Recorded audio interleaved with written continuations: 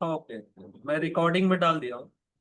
तो चलिए अपन कुछ चैप्टर 9 के कुछ इंपॉर्टेंट पॉइंट देख लेते हैं। बहुत इजी चैप्टर है, यहाँ से 5 नंबर के क्वेश्चंस आते हैं। जी जी। तो कॉर्पोरेट एक्शन क्या होता है कि एक corporate action and their implications, dividend, right issue, bonus, split, consolidate, merger, acquisition, demerger, spin off, scheme of arrangement, loan restructuring, buy back of shares, delisting, relisting. ठीक है, शेयर स्वैप, ये जितने corporate action है ये इसके बारे में बात की गई है। ठीक है, बहुत इजी है। और मेरे ख्याल से यहाँ से अगर कुछ भी पूछा जाए, अगर क्वेश्चन आता है तो बनना ही चाहिए। ठीक है। जी ठीक है। तो कॉर्पोरेट एक्शन जो होता है वो रेगुलेट होता है provision of the company act 2013, relevant regulation of CB, term of listing agreement enter into with the stock exchange. ठीक है। तो जितने भी कॉर्पोरेट एक्शंस है उनको ये सब चीजों को फॉलो करना ही करना है। ठीक है, 3 रूल्स। कॉर्पोरेट बेनिफिट और उसके एक्शंस क्या होते हैं, सभी इन्वेस्टर्स को अप्लाई होते हैं who appear in the register of the member। ठीक है। If the share are held in the physical form or investor whose name appear in the register of beneficial owner maintained by depository or in the case of demat shares। ठीक है। कम जैसे क्या होता है कि company announcer record date और book closure period. ठीक है। जो इन्वेस्टर होता है जिसका नाम आता है रिकॉर्ड में, ठीक है, जिनका नाम रिकॉर्ड में आता है ऑन दिस डेट, वो एलिजिबल होते हैं कॉर्पोरेट एक्शन और उनके बेनिफिट के लिए। ठीक है। तो पहला होता है डिविडेंड। डिविडेंड कहां से मिलता है, पोस्ट टैक्स प्रॉफिट, यानी कंपनी टैक्स सब दे दी, उसके बाद जो प्रॉफिट बचा वो प्रॉफिट किसके लिए होता है, belonging to the share holder and the company can broadly do two thing. Dividend को कंपनी क्या करती है, यानी प्रॉफिट को या तो retain them for investment in business, उसको रखती है अपने पास और उसको बिजनेस में इन्वेस्टमेंट करती है कि और ज्यादा रिटर्न जनरेट हो, या कंपनी ये करती choose to return money to all share holders in equal proportion. ठीक है। जी it is said to have a declare as a dividend. ठीक है। कंपनी अपने डिस्ट्रीब्यूटेबल प्रॉफिट को देती है ना, ऐसा नहीं है लॉस में दे रही, या तो अपने retain part of the profit से भी देती है। उन्होंने कभी रिटेन करके रखा होगा प्रॉफिट को जिसको वो यूटिलाइज नहीं कर पाए तब भी। ठीक है। The proportion of distribution and retention of profit will depend upon the opportunities। ये अवसर कितने अवेलेबल है, मान लो मार्केट में कुछ दिख नहीं रहा है तो वो क्या करती है, डिस्ट्रीब्यूट कर देती है। अगर उनको मार्केट में आगे कुछ दिख रहा है कि हाँ हम कुछ कर सकते हैं उस पैसे का कि उससे अपने को और ज्यादा रिटर्न मिले, तो अलग चीज है। ठीक है। प्रॉफिट कहाँ से आता है, into the business nature of management, expectation of share holder and ultimately the availability of cash in the business. Cash होना चाहिए ना बिजनेस में डिस्ट्रीब्यूट करने के लिए। ठीक है। तो एक होता है इंटरिम डिविडेंड। ठीक है। ये कभी भी फाइनेंशियल ईयर में डिक्लेयर होता है इंटरिम।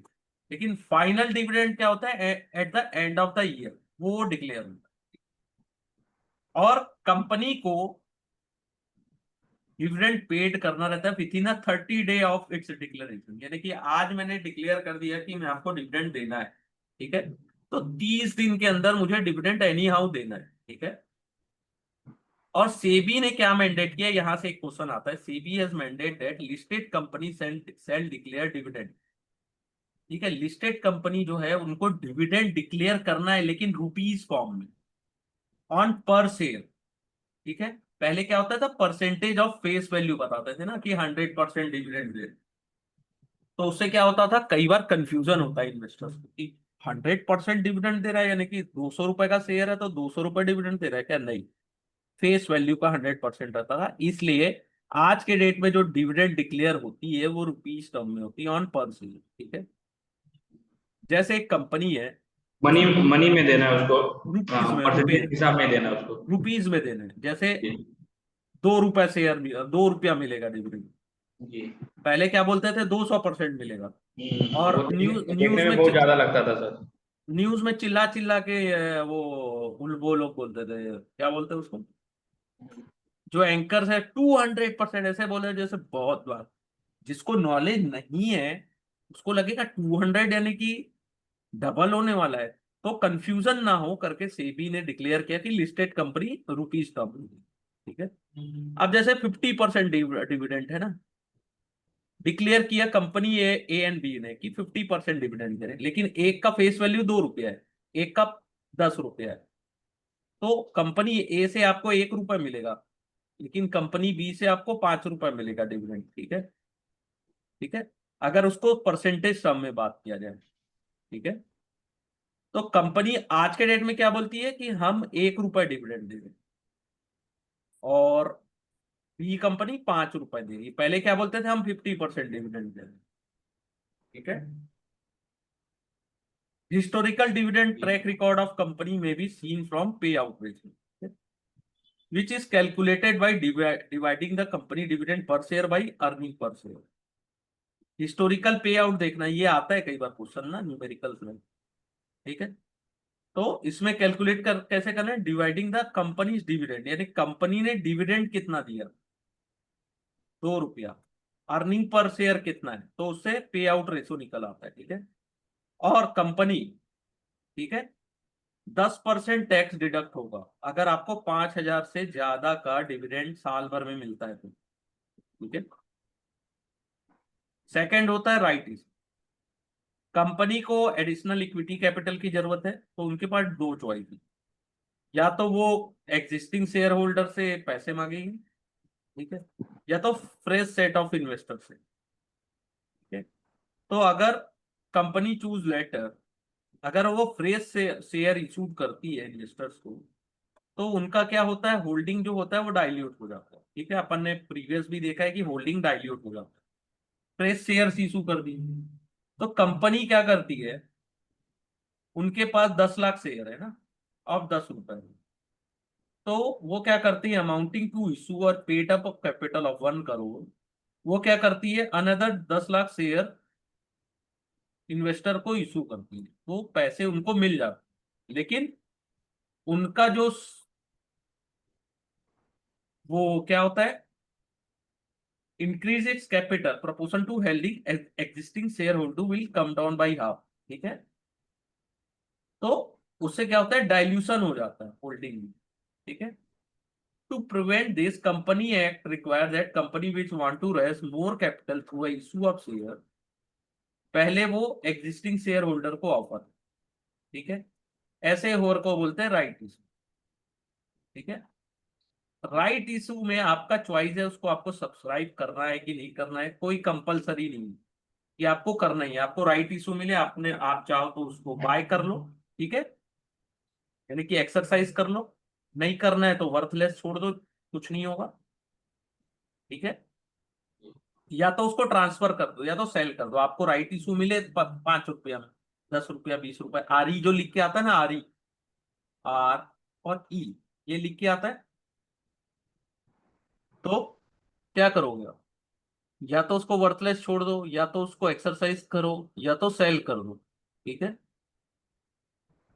तो they may buy share offer to them under right issue और लेट चॉइस एक्सपायर, यानी कि एक्सपायर हो गया, नहीं नहीं किया अपन ने राइट, या तो ट्रांसफर कर दिया। ट्रांसफर कैसे होता है, सेल कर दिया, ठीक है। या तो कंसिडरेशन या without consideration, this is called renunciation of right, ठीक है। राइट इशू का भी इंटाइटलमेंट होता है, ऐसा नहीं है, ठीक है, उसको एक्सचेंज डिफाइन करती है, ठीक है, ट्रैक रिकॉर्ड। राइट इशू है generally offer a discount, discount में इशू करते हैं, ठीक है, सस्ते में। लॉजिकल कि अगर भाई राइट इशू है, मार्केट प्राइस से ज्यादा में दोगे तो इन्वेस्टर थोड़ी क्या करेगा, बाय बैक कर देगा, डायरेक्ट कंपनी से ही खरीद लेगा ना, यानी कि अपने पास 100 रुपए का शेयर है, राइट इशू उससे ज्यादा में आएगा तो दिक्कत है, ठीक है। तो जैसे एक एग्जांपल है कि एक कंपनी है 1 for 2 राइट, 70 रुपए शेयर है, तो A will have right to buy 1 share for every 2 share, ठीक है। तो ए के पास 10 शेयर है, वो 5 और बाय कर सकता है, ठीक है। तो in practice, company allows shareholder to apply additional share beyond their entitlement because some shareholder may neither apply for share under their entitlement और transfer their right to other, ठीक है, इसलिए ज्यादा इशू किया। कई बार क्या होता है, ट्रांसफर भी नहीं किए, सेल भी नहीं किए इसलिए, ठीक है। राइट इशू को सेबी रेगुलेशन को फॉलो करना होता है। A listed company making a right issue fix a record date eligibility के लिए, ठीक है। The company must issue a letter of offering giving detail of issue including the purpose which fund are being raised। आपको बताना पड़ेगा कि आपने issue क्यों लाया है, ठीक है। आपको एक ड्राफ्ट लेटर देना पड़ेगा ऑफर विद सेबी। एक आर्बिज लेटर देना पड़ेगा to offer must be dispatch to all investor at least 3 days before the issue open. आप कभी राइट इशू लेंगे ना तो इस टाइप के लेटर भी आते हैं, ठीक है। Investor can also apply on plain paper if they do not receive the application form, ठीक है। अगर नहीं मिला तो आप प्लेन पेपर में भी अप्लाई कर सकते हैं। अब क्वेश्चन यहाँ से आता है, राइट इशू ओपन कितने दिन के लिए होता है? मिनिमम 15 days और मैक्सिमम 30 days, ठीक है। ये याद रखिएगा, ठीक है। राइट इश्यूज को क्या आता है? Total number of outstanding share goes up with corresponding increase in the cash in the asset side of the balance sheet, ठीक है। If all share holder subscribe to their full entitlement the proportionate ownership remain up unchanged and number of share held by them goes up. अगर सबने उसको subscribe किया तो आपका ownership unchange रहेगा, जो आपकी ऑनरशिप बनी रहेगी, और जो शेयर जो हेल्ड किया है वो बढ़ जाता है, ठीक है। जो इंपॉर्टेंट पॉइंट था मैंने बता दिया। एनीथिंग यहाँ पे आपको कुछ ऐसा जो समझ में ना आया हो राइट इशू में, क्योंकि ये सब आएंगे क्वेश्चन, यहाँ से कुछ भी आ सकता है, ठीक है। और मैंने ये देखा है कि राइट इशू में ये पूछा जाता है कि मिनिमम कितने दिन के लिए ओपन होता है और मैक्सिमम कितने दिन के लिए, ठीक है। फिर होता है बोनस। बोनस क्या होता है? इक्विटी डिविडेंड होता है, अल्टरनेटिव टू कैश डिविडेंड, ठीक है। Bonus share are issue to existing share holder by company without any consideration from them. यानी कि बोनस शेयर किसी को भी इशू हो सकता है, आपसे कंसिडरेशन नहीं लिया जाए, ठीक है। The reserve lying in the book of the company, जो आपके पास रिजर्व बुक में, आपकी कंपनी बुक में पड़ी हुई है रिजर्व, वो ट्रांसफर हो जाती है पेड अप कैपिटल में ना, जब बोनस इशू हो जाता है, ठीक है। शेयर होल्डर को कुछ नहीं मिलता, इसके लिए कुछ पे भी नहीं करना है, और उनकी होल्डिंग में भी कोई चेंजेस नहीं आती, ठीक है। प्री एंड पोस्ट बोनस में जैसे आपको बोनस मिल गया तो आपका जो शेयर 200 रुपया का था और 1/1 में मिला तो उसकी वैल्यू 100 हो गई, तो आपके ये जो कैपिटल है उसमें कोई ऐसा चेंजेस नहीं आए, ठीक है। और आपको कोई कुछ पे भी नहीं करना पड़ा, लेकिन साइकोलॉजी इंपैक्ट आपके इन्वेस्टर को पड़ा। इकोनॉमिक इंपैक्ट कुछ नहीं पड़ा कि आपके पास अब डबल शेयर हो गए, ठीक है। जैसे एक एग्जांपल है, ठीक है।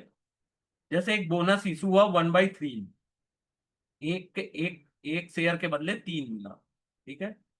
तो एक शेयर के बदले 3 मिला, ठीक है। कंपनी में का बोनस इशू अपने फ्री रिजर्व बिल्ड से बनाती है ना, जेन्यून प्रॉफिट होना चाहिए वहां से। तो reserve build from revaluation of asset are not allowed to consider for making a bonus. Company can not make bonus issue. Company कब बोनस इशू नहीं कर सकती? अगर उसने पेमेंट ऑफ इंटरेस्ट में डिफॉल्ट किया हो, ठीक है, और प्रिंसिपल में कोई डिफॉल्ट किया अपने डेब्ट सिक्योरिटी को, ठीक है। Issue of bonus share is term as a capitalization of business. Total number of share आपके बढ़ जाते हैं, उसमें इकोनॉमिक चेंज कुछ नहीं होता, ठीक है। एज पर शेयर डेटा, ठीक है, earning per share, book value per share, market per share, witness immediate detail, ठीक है। Share holder proportionate ownership remain unchange and number of share held by them go up. आपका ownership उतना ही रहा, ठीक है, बस शेयर का काउंट बढ़ गया। एक एग्जांपल यहाँ पे जैसे आप रिलायंस का देख सकते हो कि लास्ट में उन्होंने बोनस इशू किया था। अगर स्टडी करना चाहते हैं तो एक्स्ट्रा स्टडी वहां पे कर सकते हैं। If share of company were trading at price of 1000 per share prior to bonus, 1-to-1 basis पे हुआ तो कंपनी का जो शेयर प्राइस है 500 में आ गया, ठीक है। लेकिन जो आपकी वैल्यू थी, जैसे आपके पास 1000 रुपीज में 1 लाख 100 शेयर थी, अब वो 200 शेयर हो गया, 500 रुपए के भाव में पोस्ट बोनस। प्री बोनस कितने में थे? 1000 में, अब post bonus 200 share 500 rupees. Actual market price of share post bonus will be around ₹500। ठीक है, ऑल क्लियर? एनीथिंग यहाँ पे कुछ ऐसा जो समझ ना आया हो? नहीं सर। नहीं ठीक है, सर, समझ ओके। में आ रहा है। यहाँ से क्वेश्चंस आते हैं ना कुछ थोड़े बहुत।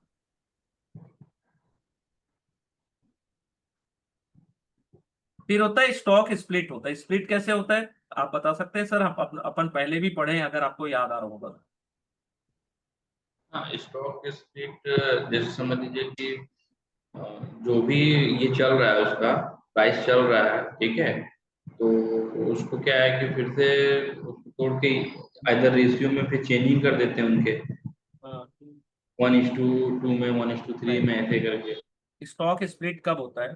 तो उसमें क्या है कि नंबर ऑफ स्टॉक जो है फेस वो उनके वैल्यू, बोलिए। सबसे पहले याद रखिएगा फेस वैल्यू। हाँ सर, वो फेस वैल्यू में तो हम मल्टीप्लाई करके रिड्यूस होगा। मतलब ट्रेन में ही ये करते हैं ना। फेस वैल्यू 10 रुपए था, स्प्लिट हाँ, में क्या हो जाएगा? जिस रेशो में इशू हुआ है उसके अनुसार कम हो जाएगा। जैसे फेस वैल्यू स्टॉक मतलब स्प्लिट, डिवाइड होगा ना। हाँ डिवाइड डिवाइड हो गया। हाँ। 1:5 में ना। तो जो 10 रुपये का शेयर था, फेस वैल्यू अब 2 रुपए हो गया। यस। ठीक है, ऐसा क्यों होता है? कोई कुछ इसमें आपको फर्क नहीं पड़ा। आपके पास पहले 100 शेयर थे, आज के डेट में 500 शेयर हो गए। ठीक है, लेकिन उसकी फेस वैल्यू डाउन हो गई। ठीक है, ऐसा कंपनी क्यों करती है? उनके शेयर कैपिटल में कोई चेंज नहीं, केवल शेयर इंक्रीज होते हैं। ये याद रखिएगा, यहाँ पे आप कंफ्यूज हो सकते हैं, इसलिए इसको अगर पढ़िएगा अगर बहुत। मान लीजिए पार्टिकुलर कोई शेयर अगर ज्यादा परचेज नहीं हो रहा है, तो लोगों को ये करने क्यों के नहीं लिए हो रहा कि है? क्यों नहीं हो रहा है उसका रीजन नहीं। ठीक, नहीं हो रहा है क्योंकि उसका अगर प्राइस बहुत ऊपर जा चुका है। हाँ ऊपर जा चुका है, लोग उसको परचेज नहीं कर रहे हैं। हाँ तो वो सोच रहे हैं कि अगर वो स्प्लिट होता है तो उसको परचेज और बढ़ाएंगे। हाँ, लिक्विडिटी भी बढ़ जाएगी। ये जैसे अभी मेरे पास 100 शेयर है, लेकिन स्प्लिट करने के बाद मेरे पास 500 शेयर हुए, लिक्विडिटी बढ़ गई, थोड़े से शेयर काउंट बढ़ गए। 100 को हाँ सेल कर दिया और 400 को होल्ड कर लिया लोग। हाँ, लिक्विडिटी भी बढ़ जाती है, यानी कि काउंट बढ़ जाते हैं, साइकोलॉजी चेंज हो जाता है। क्या क्या होता है? कोई शेयर ऐसे बढ़ रहा है बढ़ रहा है बढ़ रहा है, तो एक लिमिट ऐसा आ गया कि वो लोगों को लगने लगा कि अरे ये तो बहुत महंगा हो गया है, या यहाँ से उसकी वैल्यू भी बढ़ नहीं रही। तो क्या होता है, कई बार उसको स्प्लिट कर दिया जाता है, तो 100 की जगह, 1000 की जगह वो 100 हो गया। तो अब 100 में क्या होता है, अट्रैक्टिव लगने लगता है लोगों को। ये साइकोलॉजिकल इम्पैक्ट। ठीक है, तो देखो एक एग्जांपल है, एसबीआई ने स्टॉक को स्प्लिट किया था, जिससे उसकी फेस वैल्यू 10 रुपए से 1 रुपए आ गई।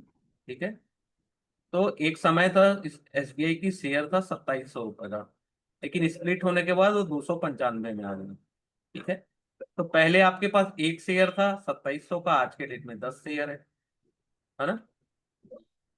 लेकिन उससे फायदा थोड़ा बहुत यानी कि उसके ग्रोथ में मिलता है थोड़ा बहुत, साइकोलॉजी। अगर मार्केट में तो सब ट्रेडर एक मतलब ये के नहीं होते हैं, एक अच्छा खासा अपना ये लेके बैठे हुए हैं, मतलब क्या बोलते हैं, नंबर ऑफ शेयर।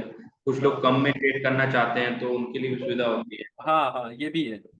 कुछ लोगों जैसे रिटेलर्स को लगता है ना कि 2000 का शेयर है तो महंगा है, तो 2000 का शेयर है तो महंगा नहीं होता है, लेकिन कुछ लोगों को लगता है, तो क्या होता है कि कई लोग महंगा करके नहीं लेते। आपको एग्जांपल बताऊं, कभी आप उसको देखिएगा। इजी माई, क्या नाम है, is easy my trip, is my trip. ठीक है, एक मिनट। नहीं, इज माई ट्रिप जो स्टॉक लिस्टेड है, अच्छा। उसको देखिएगा। वो स्प्लिट हुआ तो उसका वो महंगा है कि सस्ता है, उसको स्टडी करिएगा। ठीक है, तो आपको ज्यादा अच्छे से समझ में आएगा स्प्लिट क्या है। ठीक है, कॉन्सोलिडेट में जस्ट उल्टा होता है कि 5 शेयर थे अब एक हो गए। ठीक है, रिवर्स जस्ट।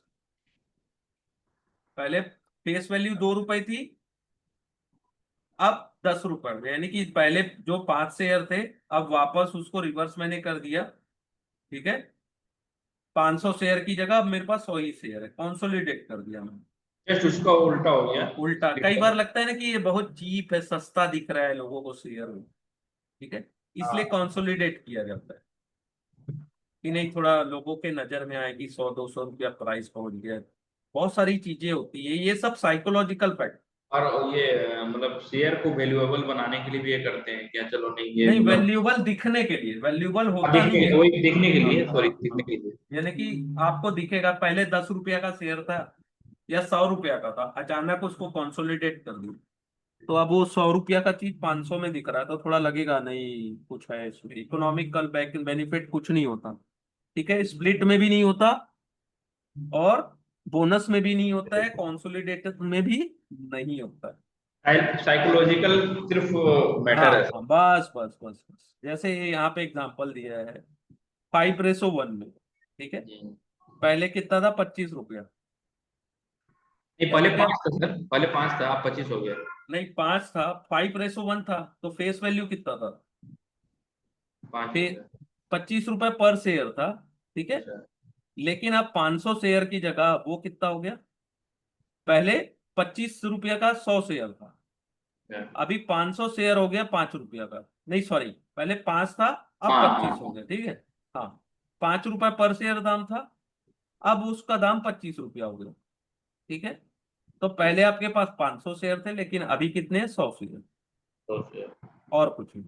ठीक है, ठीक। मर्जर, एक्विजिशन, कंसोलिडेशन, ये तीनों कॉर्पोरेट एक्शन है विच और सर रिजल्ट इन, ऊपर का पॉइंट एक बार फिर से ये करो, क्या ये चीज का, एग्जांपल एग्जांपल। 5 रुपए था शेयर का दाम, हाँ। अब उसको कंसोलिडेट किए तो 5:1 में, तो 5 शेयर मिलके एक शेयर बना, ओके। तो 25 रुपए हो गया उसका दाम, ओके। और कुछ नहीं। कंसोलिडेट यानी 5 रुपए की चीज 5 को मिलाओ और एक बना दो, कंसोलिडेट। ठीक है, merger, acquisition and consolidation are corporate action which result in a change in ownership structure of company। ठीक है, तो मर्जर में क्या होता है, acquire buy up the share of the target company. ठीक है, is absorb into the acquiring company and cease to exist. ठीक है, the assets and liability of the target company are take over by the acquire. तो मैंने किसी company को acquire कर लिया, मर्ज कर लिया। ठीक है, तो मैंने उसके पूरे शेयर्स को बाय कर लिया। ठीक है, उसकी लाइबिलिटीज भी मेरी होगी। ठीक है, एक्विजिशन जब टेक ओवर हो गया, और टेक ओवर क्या होता है कि मैंने उस कंपनीज के कुछ शेयर या सबसे सब्सटेंशियल पोर्शन है वो खरीद लिया, तो वो एक्विजिशन हुआ, यानी कि मैं उसका थोड़ा बहुत मालिक हूँ। तो मर्जर यानी कि दो कंपनी मिलके एक बना ली, आपकी उसकी असेट लाइबिलिटी आपकी हो गई। ठीक है, और टेक ओवर में क्या होता है, एक्विजिशन या टेक ओवर में मैंने उसके substantial portion of share acquire कर लिया। सर्टेन पोर्शन का मालिक बना। तो मर्जर एंड एक्विजिशन, ये यहां से आता है ना क्वेश्चन, इसको अच्छे से देखिएगा। मर्जर एंड एक्विजिशन इक्विटी क्या होता है, सिनर्जी। तो ईच कंपनी में have distinct efficiency efficiency when company combine together. ठीक है, एक कंपनी है उसकी कुछ इफिशियंसी है, दूसरे की कुछ और है, लेकिन जब दोनों को मर्ज कर दिए तो उससे ग्रेटर इकोनॉमिक बेनिफिट मिला। ठीक है, वो benefit economy of scale, forward backward integration and expanding the market for their product and service, उससे मुझे प्रोडक्ट एंड सर्विस देने में भी बहुत हेल्प मिली, तो वो थी सिनर्जी। क्यों करते हैं लोग सिनर्जी के लिए, दूसरा increase revenue and market share. ठीक है, अगर दो कॉम्पिटिटर मर्ज मर्ज हो जाए तो क्या होता है, रेवेन्यू और मार्केट शेयर भी बढ़ जाता है। जैसे एसीसी सीमेंट जो था, ठीक है, उसको ले लिया उन्होंने, तो आज के डेट में उनके पास मार्केट शेयर बढ़ गया। अंबुजा, एसीसी अंबुजा ले लिए ना दोनों, जी जी जी। मर्ज हो गया ना, नहीं हुआ अभी। हाँ। तो वो केस के बारे में, तो उससे क्या हुआ, दोनों अगर मर्ज हो गए, दोनों कॉम्पिटिटर है, दोनों को मर्ज करके बना दिए नया, तो दोनों, जो नई कंपनी बनी उसके पास ज्यादा मार्केट शेयर हुआ ना।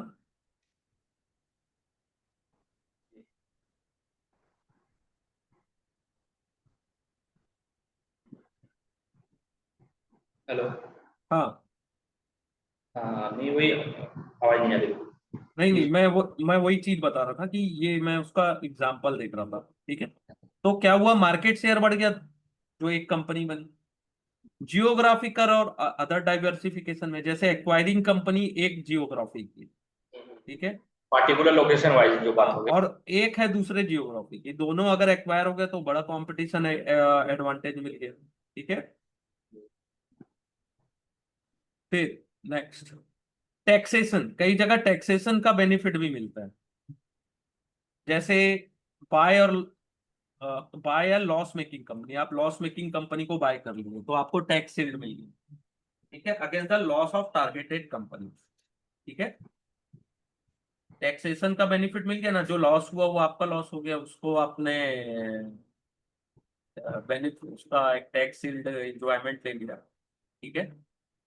The share pattern of listed company may change due to the substantial acquisition of share and voting right by the acquirer and person acting in concern with the acquirer. SEBI का 97 का regulation है, provide relevant trigger and requirement. ऐसा नहीं है, आपको सेबी से approval भी लेना पड़ता है, और आपको ऑफर देना पड़ता है, पब्लिक को अवसर देना पड़ता है कि एग्जिट हो जाओ, अगर आपको होना चाहते हो तो, ठीक है। आपको पब्लिक को एक्विजिशन और जो मर्जर है ना, वहां पे आपको पब्लिक को ना वो ओपन अपॉर्चुनिटी देनी पड़ती है, जहाँ पे वो एग्जिट कर सके, क्योंकि जरूरी थोड़ी ना मर्जर और एक्विजिशन का प्रॉफिट बेनिफिट ही मिले, ठीक है। फिर डीमर्जर, यानी कि कंपनी मर्ज थी, वो उसको डीमर्ज कर दिया, सेपरेशन हो गया। सेपरेट, ठीक है। जैसे अदानी इंटरप्राइज ने 2018 में किया था। एक कंपनी थी अदानी, लेकिन वहां से डीमर्ज किया 761 डिवाइडेड बाई 1000 में, तो अडानी ग्रीन बनी, ठीक है। अडानी पोर्ट एक कंपनी बनी, अडानी ट्रांसमिशन बनी, पावर बनी, ठीक है। तो बहुत सारे सेपरेट हुए, सर जून इसमें 2015 में भी हुई। हाँ, स्पिन ऑफ जो टर्म यूज हो रहा है, इसका मतलब क्या पार्टिकुलर एक को खत्म कर देने का क्या? नहीं नहीं, अलग अलग, यानी कि उसको सेपरेट कंपनीज बनाया गया उसको, ठीक है। जैसे मर्ज हुआ था, उसको डीमर्ज कर दी।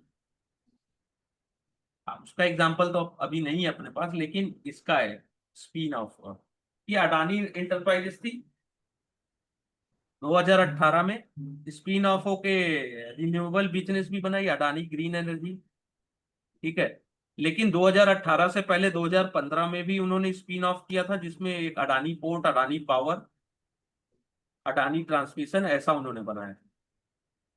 अडानी इंटरप्राइजेस में बहुत सारे सेक्टर थे, तो उन्होंने अलग अलग सेक्टर को निकाल के एक कंपनी बना दी, सेपरेट कंपनी, ठीक है। जैसे रिलायंस, ठीक है। रिलायंस का वही मैं भी तो वो बोलने जा रहा चाहे था। तो उसको भी बना सकते हैं, लेकिन अभी उसकी ऑफिशियल कुछ आई नहीं है, तो बोलना यानी कि मार्केट में जो हो गलत चुका है उसके बारे में अपन, क्योंकि यही से हो सकता है एग्जाम्पल भी पूछ। तो अपने को याद रखना है अडानी, अंबानी को याद नहीं रखना है, ठीक है, तो वरना प्रॉब्लम हो जाएगी। Scheme of arrangement, some company में fail to fulfil its obligation. Obligation यानी कि क्रेडिटर को पैसा देना था, शेयर होल्डर्स को देना था, नहीं दे पाए, ठीक है। तो इस केस में कंपनी और क्रेडिटर जो होता है, चाहे वो बैंक हो चाहे जिससे लोन लिया, वो स्कीम ऑफ अरेंजमेंट करते हैं कि सेटल हो जा भाई, कुछ तो पैसा दे, ठीक है। The scheme of arrangement is the court monitor settlement process between company and इस क्रेडिटर और मेंबर, ठीक है। तो कोर्ट में जाके सेटलमेंट प्रोसेस होता है, ठीक है, उसके बारे में बात की गई। मैक्सिमम जो एनसीएलटी होती है, कई बार फुल फॉर्म होता है नेशनल कंपनी लॉ ट्राइब्यूनल, ठीक है। अंडर सेक्शन 230 कंपनी एक्ट 2013, ठीक है। ये arrangement can be sort by company और इट्स क्रेडिटर, ये दोनों के बीच में होता है, ठीक है। क्लियर? जी। आता है, यहां से भी आता है scheme of arrangement. Loan restructuring, यानी कि आप लोन नहीं पटा पा रहे, ठीक है, आप डिफॉल्टर घोषित हो गए हो कि नहीं हुए हो, आप लोन का amount, rate of interest, mode of payment, ये कुछ आपसे हो ही नहीं पा रहा है, तो लोन को आपको रीस्ट्रक्चर कर दिया गया कि भैया चल ठीक है, इतना नहीं, तू कुछ कम पटाओ, या फिर दोनों के बीच में बात हुआ, ये आपको करना क्या है, ठीक है। तो the borrower is given a way to repay the loan, ठीक है, that is feasible given in current state of business, यानी कि आपने उसका बिजनेस जाके देखा, उसके अनुसार आपको लगा कि बारोवर और जो लेंडर्स है दोनों ने मिलकर डिसाइड किया कि भाई इसकी स्थिति अभी उतनी नहीं है, तो उसको डिक्लेयर ना किया जाए डिफॉल्ट। ठीक है, company is now able to focus on building back its business and repairing the balance sheet. तो यहाँ पे क्या करते हैं, लोन रीस्ट्रक्चरिंग होती है। ये मैक्सिमम आपने बैंक्स को देखा होगा, लोन रीस्ट्रक्चर करते हैं बहुत से लोगों का, पर्सनल भी करते हैं लोगों का। ठीक है, आपने देखा होगा कि ठीक है चलो, तो वो लोकपाल अदालत या एनसीएलटी जाके वहां से वो लोग ऑर्डर ले आते, ठीक है इतना नहीं तो उनसे इतना ही पैसे ले लो। बाय बैक क्या होता है, सबसे इजी, कंपनी में डिप्लॉय एक्सेस कैश, उनके पास बैलेंस शीट में बहुत पैसा है, और या तो उस पैसे को यूज करेंगे अपना बिजनेस एक्सपेंड करने के लिए, या तो reduce it's liability bye paying back और रिड्यूसिंग इट्स बोरोइंग। ठीक है, और कुछ हुआ तो डिस्ट्रीब्यूट कर देंगे शेयर होल्डर को। तो कई बार थर्ड ऑप्शन आता है बाय बैक। ठीक है, तो management need to chosen between the homogeneous distribution of this money among all share holder through dividend, और it will offer a choice of share holder to have the money through selling the share back. ठीक है, in kind of term enhance value of each share, earning per share improve हो जाता है। ठीक है, book value per share. ठीक है, motivation क्या रहता है बायबैक करने का, कि to value boost of stock. कई बार क्या होता है, अंडर वैल्यू है, तो अगर आपको ही पता चल रहा है कि 2000 का स्टॉक है, उसको कंपनी 2500-3000 में ले रही है, तो थोड़ा सा बूस्ट होता है। एक्सेस कैप और lack of profitable investment opportunities. ठीक है, आपके पास बहुत सारा पैसा है, ठीक है, आपके पास ज्यादा इन्वेस्टमेंट अपॉर्चुनिटीज नहीं है, तो आप करते हो buy back as a confidence building. Buy back से क्या आपको समझ में आता है कि कंपनी अच्छा कर रही है, उसका बहुत पैसा है। ठीक है, buy back as a defensive strategy against a potential takeover. Buy back से क्या होता है, इक्विटी रिड्यूस होती है। ठीक है, and resultantly increase the leverage of company. ठीक है, buy back to diffuse the impact of dilution in promoter holding on account of ESOP, employ stock option plan. ठीक है, ये इतनी चीज को बस याद रखें बाय बैक में। ठीक है, पॉजिटिव इम्पैक्ट क्या होता है, while every management talk about positive impact of buyback and minority shareholder, it is very difficult to ascertain management intention on buyback। ठीक है, कई बार इंटेंशन क्या है मैनेजमेंट का आप नहीं जान रहे हो बायबैक। जैसे आप, अगर आपको याद होगा कि जो वेदांता कंपनी है वो कोविड टाइम में बायबैक को तैयार थी, क्योंकि उस समय उसके शेयर बहुत सस्ते में मिल रहे थे। ठीक है, buyback of share can be done only out of the reserve, reserve से करना है या सरप्लस से। ठीक है, the share buy bought back are extinguished by the company with stipulated time frame. ठीक है, आपको उस टाइम फ्रेम में ही बाय बैक करना है। ठीक है, और उससे क्या होता है, reduction in share capital, share capital आपकी रिड्यूस हो जाएगी। कंपनी शुड नॉट, अगर डिफॉल्ट है कभी भी पेमेंट ऑफ इंटरेस्ट और प्रिंसिपल और डिबेंचर, फिक्स डिपॉजिट और अदर बॉन्ड, तो आप नहीं कर सकते। ठीक है? या redemption of preference share, payment of dividend, इसमें अगर आप डिफॉल्ट करते हो तो आप बायबैक नहीं कर सकते। The share can be bought back using the tender method by making a offer out to existing share holder. ठीक है, ऑन अ प्रोपोर्शनेट बेसिस और from the open market through a building book building process. ठीक है, the company need to pass a special resolution specified time frame for buyback, और maximum price at which the buyback will be made. ठीक है, a buyback of share result in reduction in outstanding shares, तो उसमें कोई change नहीं आता PNL में, आपकी ईपीएस इंक्रीज हो जाती है पोस्ट बायबैक। ठीक है, और जो शेयर होल्डर है वो भी इंजॉय करते हैं, उनको ज्यादा डिविडेंड मिलता है ईच ऑफ शेयर्स, क्योंकि ईपीएस बढ़ रहा है। ठीक है, market value of share based on earning remain same pre post buyback. ठीक है, आपका मार्केट वैल्यू शेयर का उतना ही रहेगा, मार्क और as it is spread over smaller lot no, market value per share goes up, इससे मार्केट वैल्यू शेयर की बढ़ती है। यहां से क्वेश्चन आता है डीलिस्टिंग और रीलिस्टिंग ऑफ शेयर। डीलिस्टिंग का मतलब होता है permanent removal of share of company from being listed on stock exchange. ठीक है, परमानेंट रिमूव हो गए। ये दो टाइप के होते हैं डीलिस्टिंग, कंपलसरी और voluntary. Compulsory delisting, the share are delisted on account of non compliance. आपने नॉन कंप्लायंस किया रेगुलेशंस को, ठीक है, और जो रेगुलेशन क्लॉज, फॉलो नहीं करता। हाँ, लिस्टिंग एग्रीमेंट को फॉलो नहीं किया, तो आपको डीलिस्ट कर दिया जाएगा कंपलसरी। वॉलंटरी में क्या होता है, company choose to get the share delisted and go private, यानी कि कंपनी नहीं चाहती अपन अपन डीलिस्ट हो जाते हैं और प्राइवेट बन जाएंगे, ठीक है?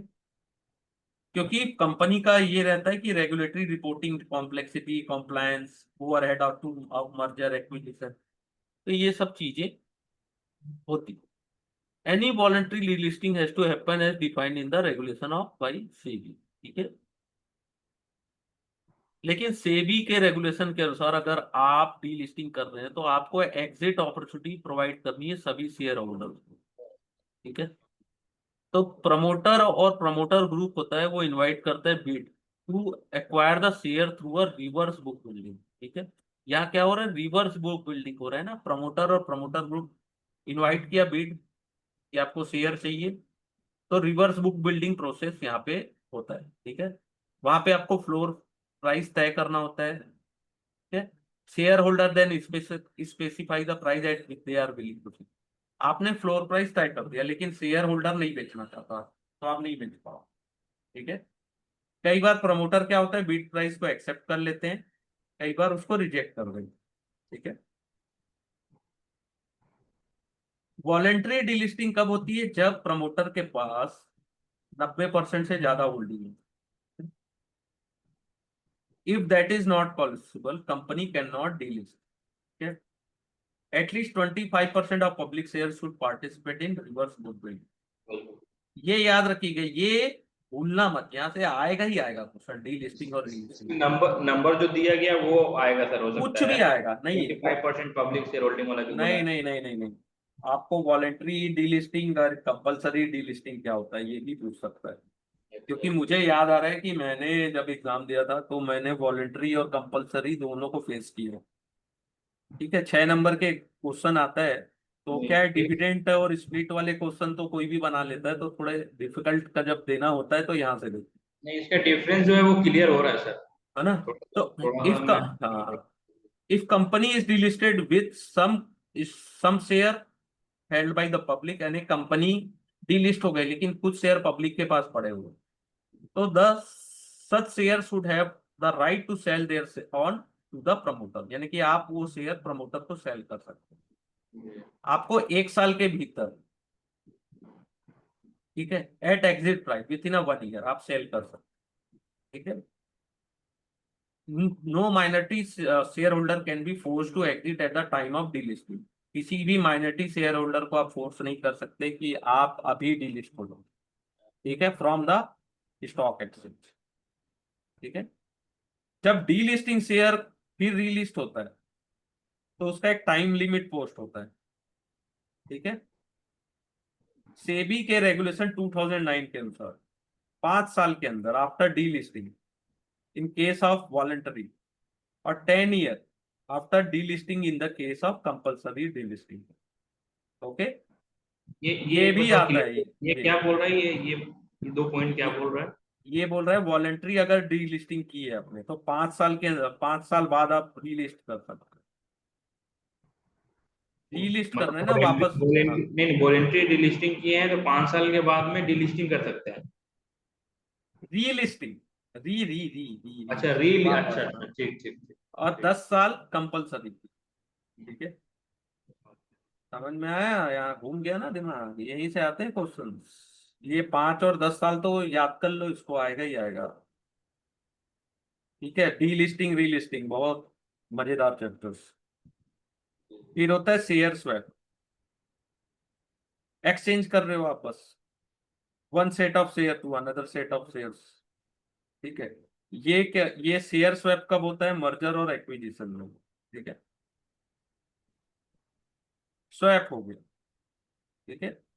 Each share of the holder of acquiring company receive pre determined amount of share from the acquiring company, आपको एक्वायरिंग कंपनी से उतने अमाउंट के शेयर्स मिले, ठीक है। स्वैप होने से पहले ईच पार्टी को अपनी कंपनी के एक्यूरेट वैल्यू बतानी पड़ती है जिससे फेयर स्वैप रेशो कैलकुलेट किया जा सके। अगर आप एक्यूरेट नहीं बताओगे तो कहाँ से स्वैप हो पाएगा। इससे भी आता है ना क्वेश्चन, याद रखिएगा। अब समझ में आया। देखो 6 नंबर यहाँ पक जाएंगे अगर इसको 1-2 बार पढ़ लिए, और इसको अच्छे से पढ़ लिए ना तो हो जाएगा, कोई नहीं रोक सकता एग्जाम में।